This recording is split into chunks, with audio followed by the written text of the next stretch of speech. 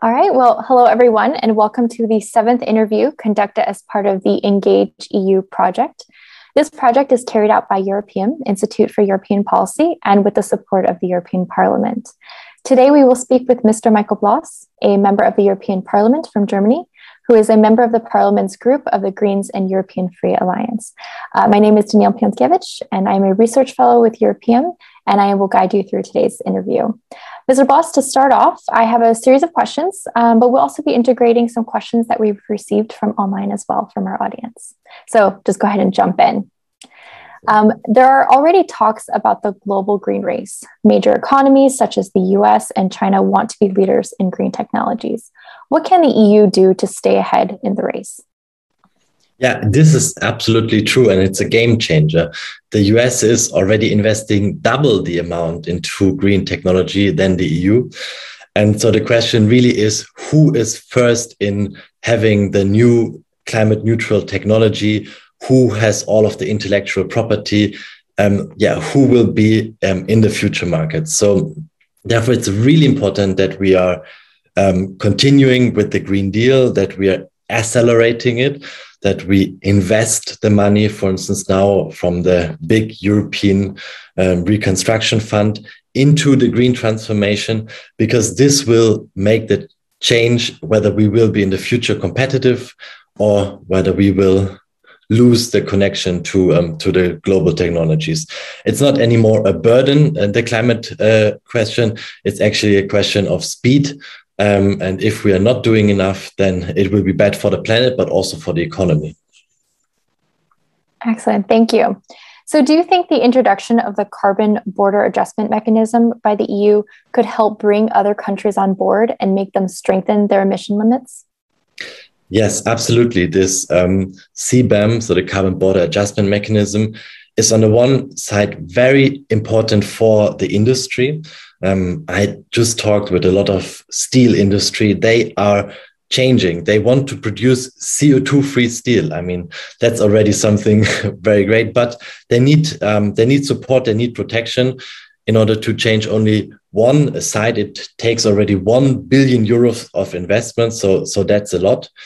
So the carbon border mechanism works to the inside to protect the production of, for instance, green steel, but also to the outside. We already see since the announcement by the European Commission, and since we're talking a lot about it, other countries start to listen and they rethink now their strategies. We see that, in around Europe, in Russia, we see now talks about how they can produce green hydrogen. We see that in Ukraine. We even see it in India and other countries. So it is useful and very needed to the inside, but also very useful to get other partners globally on speed. Great. Following up, though, in November, there will be the COP26 conference. Do you see the EU as a leader in the climate diplomacy ahead of this important event, and maybe why? Love to get your take on that. Yeah, that's a very good question. The EU has to be the leader, simply because the Europe as such profited a lot from burning gas, oil, and coal in order to industrialize. Now they are actually having also a great responsibility to show the way of decarbonizing, so that other countries, also maybe not so wealthy countries, will follow and will take the lead. Now, currently, the EU's climate targets, they are in line with the temperature rise between 2 and 3 degrees. And this is not where we need to be. The Paris Agreement says we have to be well below 2 degrees and actually trying to achieve 1.5 degree temperature rise. So here the EU actually has to do more in order to be internationally credible. And also we see that that other countries like the US and so they are also investing. So there is a huge effort by the US Special Envoy for the climate crisis, Kerry, to make this a success. So the international sphere also of the Green Deal is not yet so much in the focus of European policies. And we have to be better in convincing in climate diplomacy, but also we have to be therefore truthful. And that means actually also being better in reducing our CO2 emissions. Thank you. So going back to our first question about the green race, right now, most of the world's solar panels, as well as electric cars, are typically made in China. Do you think the EU should try and bring some of these industries into its own continent? Absolutely. Especially for solar panels, I can just say we had a lot of solar industry in Europe, and that all went to China. Now we still have very good research institutions, the top edge solar panels in the world. They are still developed in Europe because of the great minds that are still there, the great engineers. Now, we know that there will be a lot of solar panels needed all over the planet and also in Europe in order to actually get down with CO2 emissions.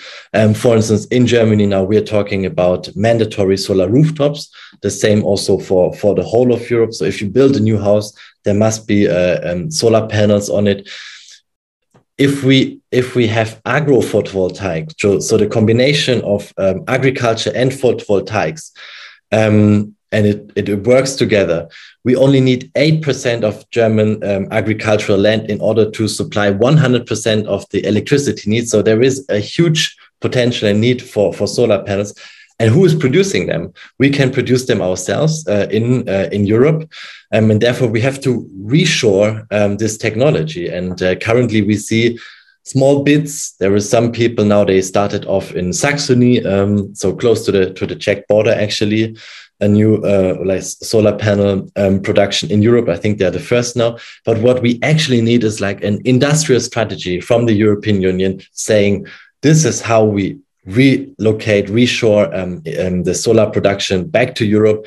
It's a lot of workplaces there.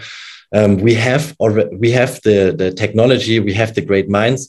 We just need to have the investment and the security for this sector, and then it can happen and can be very prosperous. And for the same applies for electric cars. Of course, here we have much more kind of potent players with big car companies. They are actually already doing it. Mercedes-Benz has just announced that they want to only sell electric cars from the year 2030 onwards if we provide them with the correct infrastructure. VW is going into this direction, and the big ones, Ford and so on, they're all going into electric cars. But also here we lost the technology race already a little bit, and now it's harder to actually get the technology back.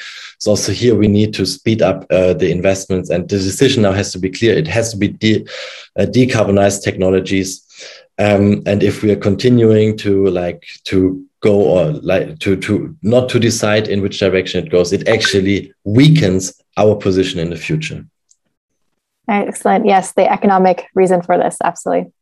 So my next question is, what should be the role of Czech Republic in the green transformation? As you know, we're a Czech organization. Are there some particular sectors of the green economy where you think the Czech Republic should focus on? Well, I think there in the Czech Republic, you have a lot of possibilities in terms of, there's a lot of digital competency, but there's a lot of engineering competency. Also, I think with, even e-cars, you can do it. There is the solar panels, for instance, can also be produced in the Czech Republic. So the coal has to be replaced in the Czech Republic. It's also soon not anymore economical to use this coal, and it actually is also destroying the environment, destroying the air quality. So there needs to be some solutions for this, and I think it's really important that you also start thinking, how will a decarbonized Czech Republic look like? How can we use our great minds, our young people coming from the universities, eager to actually do something, to change something? How can they be employed in this transformation? And I believe you are very creative, so there will be ample of opportunities. So you've already touched on kind of the green future, and one of the questions we received from our audience was, how can the EU ensure that the green transformation won't mean a decline in living standards for the European citizens? actually what is happening is this is a huge investment program. So we have to invest billions of euros into new technology, into renewable energies, into new infrastructure for the street, for electric cars, but also into infrastructure for trains. So that actually currently means more growth, more employment. And we have to, in business, currently, the question is actually asked, where do I get the skilled workers that are able to do that? If you are an offshore wind power technician, you get around 150,000 euros a year, because there is very few people who can actually do that. So there is a shortage of people, and if you start in this professions, that actually means that you will have a really nice income. So currently this is not a question of less, but it's actually a huge possibility and investment program for a lot of people. Thank you. And so last question, also from our audience, was what are some of the challenges you see on the horizon for the green agenda? You touched on a few of them, but do you envision the internal and external challenges, potentially the positives outweighing those? Well, absolutely. There are, of course, some challenges. The whole question of how do we actually do the transformation in the correct way? How do we ensure social justice on the way, so that it's not only, like big companies then profiting and getting a lot of subsidies, but workers are just laid off and no one is taking care that there is a reskilling happening. So there's a lot of challenges. I think especially in the east of Europe has already gone through some transformation, so we can learn from this experience how to do it, maybe what mistakes to avoid. We have to really look at this, and you are the experts in transformation, and I think Europe can get a lot from this and learn from you. Fantastic. Thank you so much for your insights and for the interview. I would like to thank you and also our viewers for watching. This was already the 7th of a series of interviews with MEPs, which are conducted under the new EngagEU project. Over the coming months, we will publish another 17 interviews, always around 2 interviews a month, both with Czech and foreign MEPs. You can follow our social media on Facebook and Instagram to get updates about the future interviews and other interesting project outputs that we have. Also, I'd like to invite our Czech-speaking audience to visit our website at www.zapojse.eu for more content. This includes a quiz game, information about the European Parliament and its weekly agenda, or about the European post-pandemic recovery, green transformation, which is what we just spoke about today, and much more. So, Mr. Bloss, thank you so much for joining us today, and I wish everyone a great day. Thank you. Have a great day. Bye.